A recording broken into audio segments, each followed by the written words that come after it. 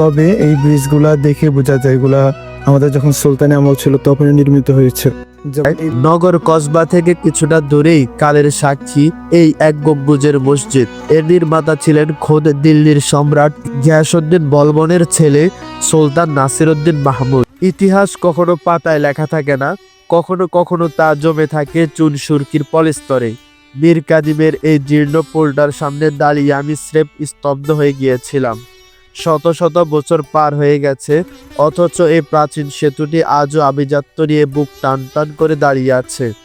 একটু কল্পনা করুন তো, এই এবড়ো থেবড়ো পথ দিয়ে একসময় ছুটে চলতো রাজকীয় ঘোড়ার গাড়ি, চলতো মন্থর গতির গরুর গাড়ি, কত হাজারো মানুষের পদধূলি, দীর্ঘশ্বাস আর আনন্দ এই ইটের বাজে মিশে আছে।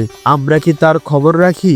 আসসালামু আলাইকুম রহমতুল্লাহ। এই ব্রিজটি হচ্ছে বাংলার সুলতানি আমলে নির্মিত একটি চিহ্ন।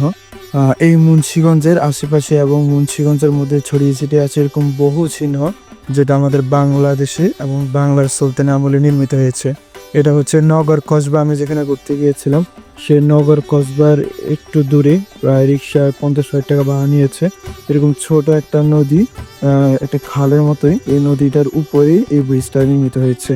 এই ব্রিজটা কবে নির্মিত হয়েছে এখানে আশেপাশের কেউ ঠিকভাবে বলতে পারে না। তবে এই ব্রিজগুলা দেখে বোঝা যায় এগুলা আমাদের যখন সুলতানি আমল ছিল তখনই নির্মিত হয়েছে। যেমন এই ব্রিজগুলা ডিজাইনগুলা দেখবেন, এই ডিজাইনগুলা সবই সুলতানি আমলে নির্মিত। ভবনগুলার যে গেট ছিল, যে জানালা ছিল, যে বারান্দাগুলো ছিল, সামনে যে বড় বড় আপনার যে পিলারগুলো ছিল, পিলারের সামনে যে ডিজাইনগুলা, সেই ডিজাইন দিয়ে এখানে তৈরি করা হয়েছে এই ব্রিজটা। এবং এই ব্রিজটা তৈরি করা হয়েছে ইট এবং সুরকি দিয়ে। আর এই ব্রিজটা এত চওড়া এবং এত বড় ব্রিজ আমি আর কখনো দেখিনি। এই মুন্সিগঞ্জে এসে এখানে আমি দেখতে পেলাম। বর্তমানে যে আমরা যে ব্রিজগুলো দেখি কত শত কোটি টাকা দিয়ে নির্মিত হয়, কিন্তু এত কোটি কোটি টাকা দিয়ে নির্মিত ব্রিজগুলো কি এরকম সুন্দর ডিজাইনের? এখানে দেখেন ব্রিজের যে আপনার যে পিলারগুলা, এই একটা পিলার, ওই আরেকটা পিলার, আবার ছোট ছোট মাঝখানে দুইটা পিলার, এগুলো কতটা সুন্দর এবং কতটা ডিজাইন করে বানানো হয়েছে। ব্রিজটা এত পুরনো হয়ে গেছে যে ব্রিজের অনেক জায়গায় আস্তর উঠে গেছে। আপনার যে ফলস্টারাটা আছে, অনেক জায়গায় যে ফলস্টারাগুলো আছে এগুলো উঠে গেছে, আস্তর উঠে গেছে। তারপরও দেখেন ব্রিজটা এখনও দেখতে এত সুন্দর এবং এতটা দৃষ্টি আকর্ষণীয়। ব্রিজটা দেখে আমার মানে খুবই আবেগ লাগতেছে, যে মানে আবেগ আমি আপ্লুত হয়ে গেলাম যে এত শত বছর আগে নির্মিত একটা ব্রিজ, যে ব্রিজটা যখন নির্মিত হয়েছিল তখন আশেপাশে মানুষদের কাছে কেমন লেগেছিল। আসলে আমি বাংলাদেশে আর কোথায় এরকম ব্রিজ আছে আমি জানি না, অবশ্যই আছে, যেহেতু আমাদের বাংলাদেশে সুলতানি শাসন ছিল, অবশ্যই আছে, কিন্তু আমি এই প্রথম দেখলাম।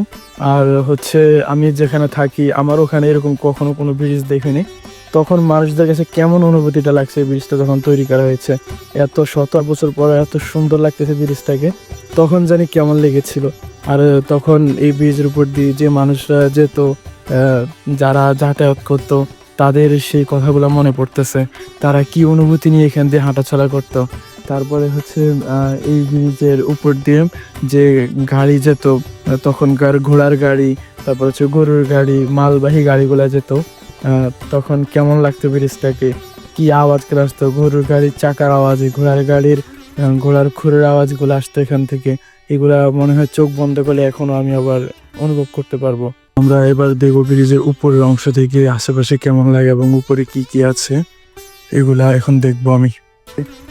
এখানে আস্তর উঠে গেছে, ব্রিজে আস্তর উঠে ইট বের হয়ে গেছে। এই যে এখানে যে আস্তরগুলো ছিল আস্তে আস্তে সব উঠে যাচ্ছে। হয়তো এটা আল্লাহ যেন কতদিন আর থাকে, কিন্তু আমি যে দেখতে পারলাম, আজকে যেখানে আসতে পারলাম, এখনও যে মোটামুটি আছে, সেটাই আমার কাছেও খুবই ভালো লাগতেছে, খুবই শুকরিয়ার বিষয়। এখানে এই যে একটা অংশ ভেঙে গেছে, হয়তো আস্তে আস্তে এটার বাকি অংশগুলো ভেঙে যেতে পারে।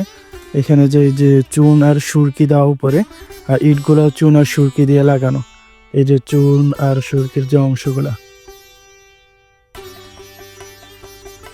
ব্রিজের সামনে একটা বট গাছ আছে। যখন এই ব্রিজটার উপর দিয়ে ঘোড়ার গাড়ি, তারপরে গরুর গাড়ি এগুলো যেত, তখন হয়তো এই বট গাছটা সেগুলো দেখেছিল। যদি বট গাছের সাথে কথা বলা যেত তাহলে সেই সময়ের স্মৃতিগুলা তার থেকে শুনতে পারতাম, সেই সময়ের দৃশ্যগুলা কেমন ছিল তার থেকে এখন জানতে পারতাম। ব্রিজ থেকে এই যে দূরের যে খালটা নদীটা এটা এখান থেকে দেখা যায়। তারপরে এই পাশেও আছে, এ পাশেও খাল আছে। এই খালের যে নিচে দিয়ে নৌকা যেত, এই কারণে অনেক উঁচা করে ব্রিজটা বানানো হয়েছে। মীর কাদিমের অলিগলিতে আজও সুলতানি আমলের গ্রাম পাওয়া যায়।